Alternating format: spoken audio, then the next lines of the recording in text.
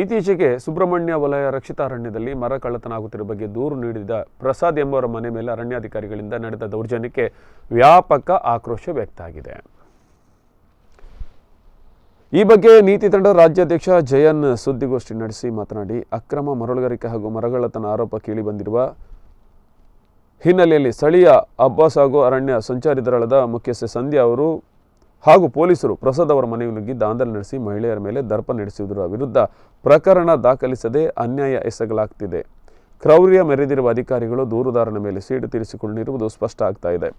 ದಬ್ಬಾಳಿಕೆ ನಡೆಸಿದ ಅಧಿಕಾರಿಗಳು ಹಾಗೂ ಇತರರ ವಿರುದ್ಧ 1 ವಾರದ ಒಳಗೆ ಪ್ರಕರಣ ದಾಖಲಿಸದಿದ್ದರೆ ಠಾಣೆ ಎದುರು ವಿವಿಧ ಸಂಘಟನೆಗಳ ಸಹಯೋಗದಲ್ಲಿ ಉಗ್ರ ಪ್ರತಿಭಟನೆ ನಡೆಸಲಾಗುವುದು ಎಂದು ಎಚ್ಚರಿಕೆ ನೀಡಿದರು.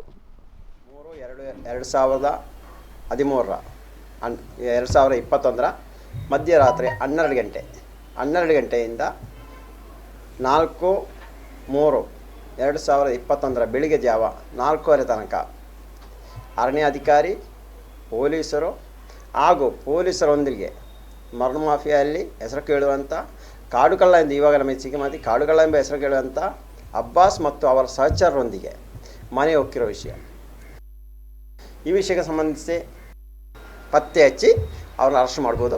ಆ ರೀತಿ ಆದರೆ ಇಲ್ಲಿ ಯಾವುದೋ ಒಂದು ಐಟಮ್ ಇರಲ್ಲ.